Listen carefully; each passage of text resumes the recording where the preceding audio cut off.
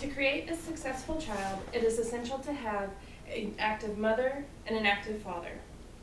Now, there are many cases of children who are unable to have both parents due to premature passing away or abandonment. Today, I would like to focus on the cases of children who do not have an active father due to the court-ordered custody plan. My name is Angela, and I was raised with a father and a mother in two separate households. I then fell in love with a man who was actively fighting for his rights to his son. A child without a father is like a home without a roof. A simple yet powerful statement by an anonymous author creates the comparison that a father rounds out the foundation of a strong child, just as a roof rounds out the foundation of a home.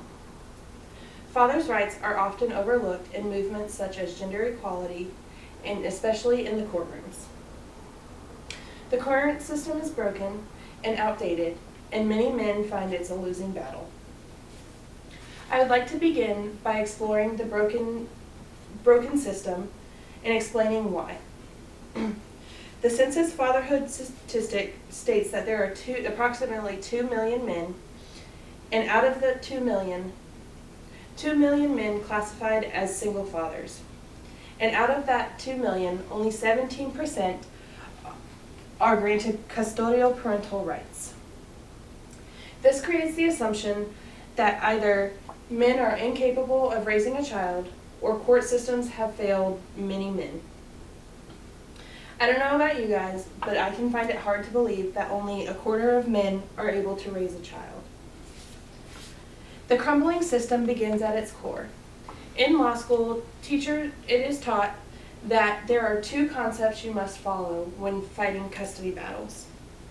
The first is that there is one home base to create security and safety for a child.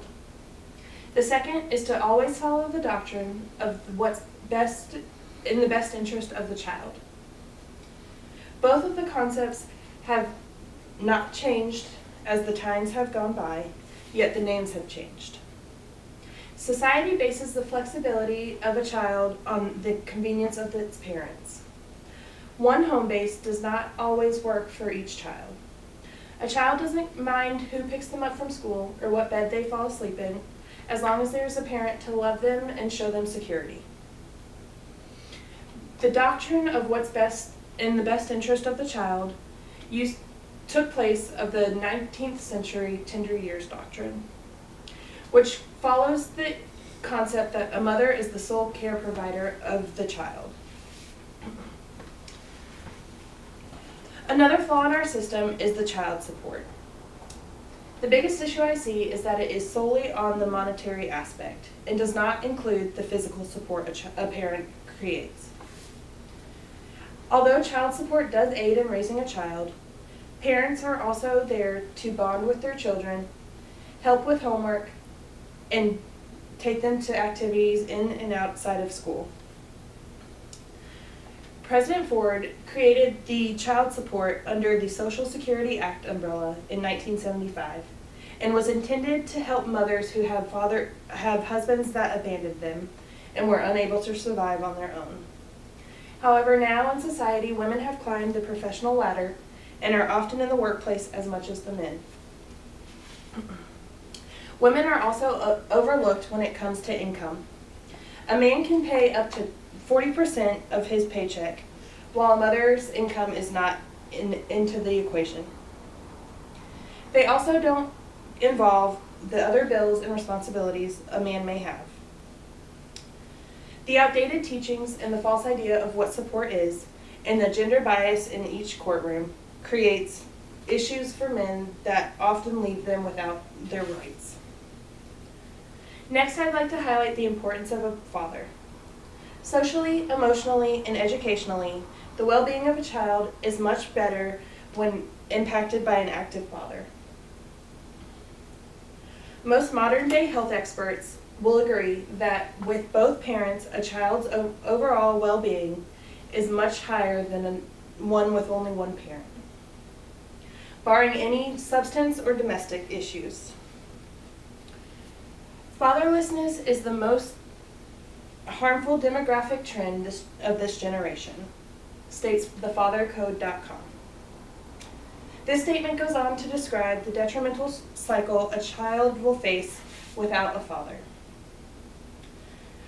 Without the chance of a father raising their children, they are forced to become a visitor and take a back seat in their child's life, which will often follow a decline in quality of life.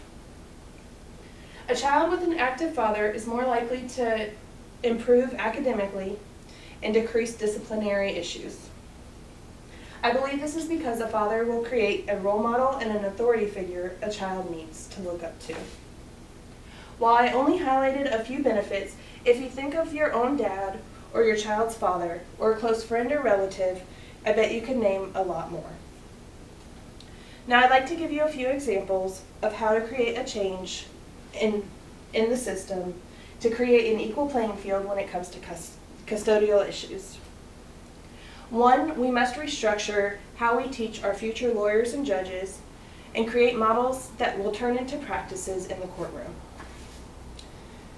We must also create a standard that all courtrooms follow in order to keep gender bias aside and allow children to be the main focus, ask them what they would prefer, who they would like to live with, how it will affect them, and create a plan that both parents can benefit from.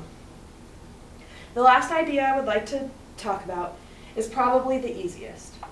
Create a conversation, step on the gender equality platform and talk about it, and become an advocate by researching and opening the door for any conversation that may come. These ideas and changes can impact many lives and change the way we think of a family dynamic. To close this speech, I hope you find it time to change and reevaluate the system and create equal rights for fathers who only want to be with their children. To quote Judge Judy, fathers are not second-class citizens and sometimes can be the better choice. In my personal experience of being raised by 2 parents in 2 households, and now watching the heartache and turmoil of seeing a father fighting for their rights, has led me to believe that there are many issues in this system. Let me leave you with one last example.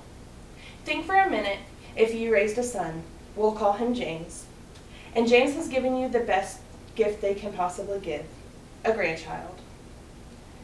But he also tells you his marriage has failed and he's lost all his custodial rights. How would you comfort him and how would you fix the problems? The easiest way is to fix the issue before this happens and save the heartache that James may face. Thank you for listening. Now go change the world.